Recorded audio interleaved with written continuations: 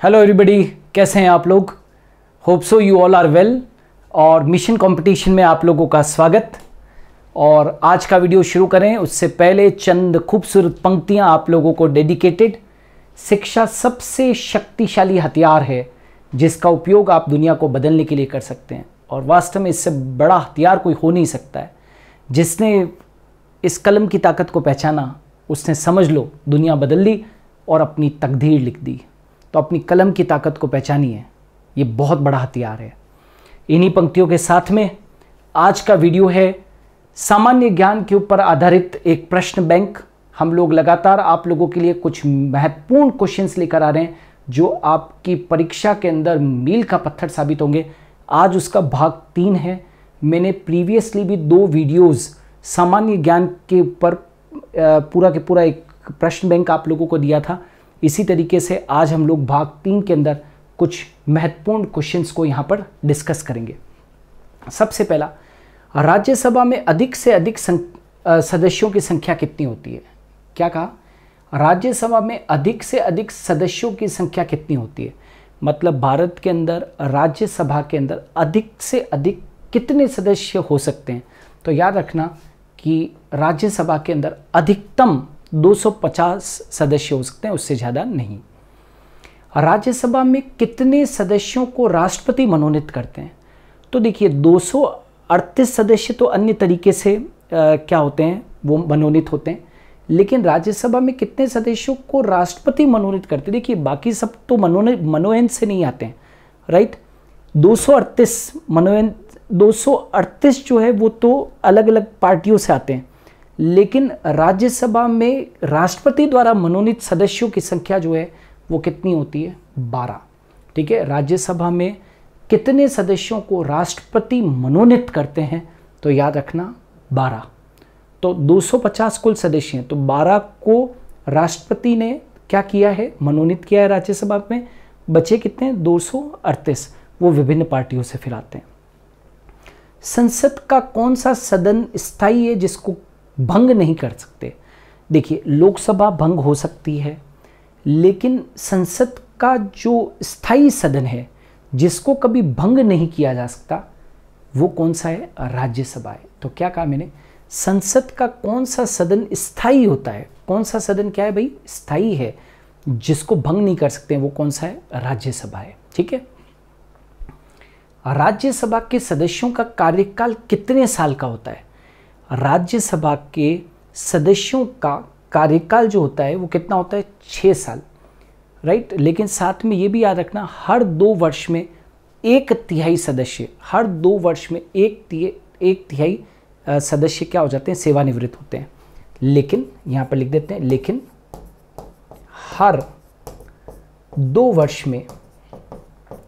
में राज्यसभा के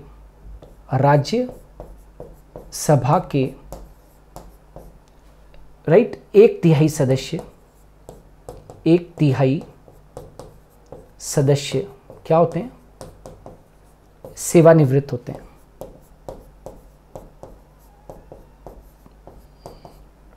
सेवानिवृत्त होते हैं, ठीक है भाई, क्या कहा मैंने। लेकिन हर 2 वर्ष में राज्यसभा के 1/3 सदस्य सेवानिवृत्त होते हैं, ये याद रखना। तो हालांकि वैसे तो राज्यसभा के सदस्यों का कार्यकाल कितने वर्ष का है, 6 वर्ष का है, लेकिन हर 2 साल के अंदर 1/3 सदस्य क्या होते हैं भाई, सेवानिवृत्त होते हैं, ये ध्यान रखना। राष्ट्रपति वर्ष में कितनी बार राज्यसभा का अधिवेशन बुला सकते हैं।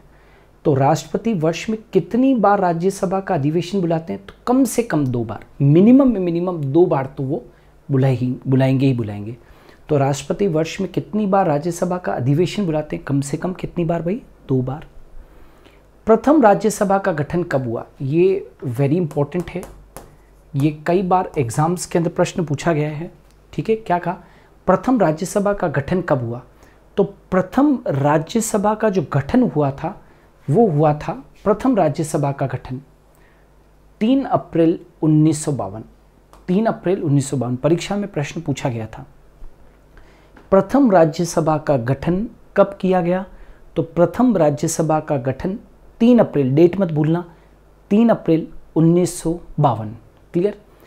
राज्यसभा की पहली बैठक कब हुई? तो गठन तो हुआ भैया 3 अप्रैल 1952 को, लेकिन जो पहला राज्यसभा का जो पहली बैठक हुई थी, राज्यसभा की पहली बैठक हुई थी, वो 13 मई 1952 को हुई। तो गठन पूछे तो 3 अप्रैल 1952, और यदि आपसे पूछे कि पहली बैठक कब हुई तो 13 मई 1952।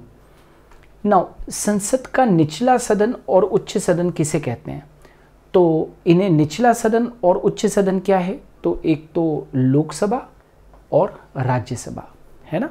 निचला और उच्च सदन कौन सा है? संसद का निचला सदन और उच्च सदन क्रमशः कौन सा है? लोकसभा है, और कौन सा है भाई? राज्यसभा है। लोकसभा और राज्यसभा क्रमशः लोकसभा और राज्यसभा। निचला सदन लोकसभा, उच्च सदन जो है वो कौन सा है? डेट इज राज्यसभा है। ठीक है। मूल संविधान में लोकसभा सदस्यों की संख्या कितनी निश्चित की गई थी? जब मूल संविधान बनाया गया था, मूल संविधान जब बनाया गया था तो सदस्यों की संख्या कितनी निश्चित की गई थी? तो मूल संविधान के अंदर लोकसभा सदस्यों की संख्या जो निश्चित की गई थी वो 500 थी। लेकिन आप जानते हैं कि संविधान के अंदर संशोधन तो होते ही रहते हैं। अभी लोकसभा सदस्यों की अधिकतम संख्या एट प्रेजेंट कितनी है?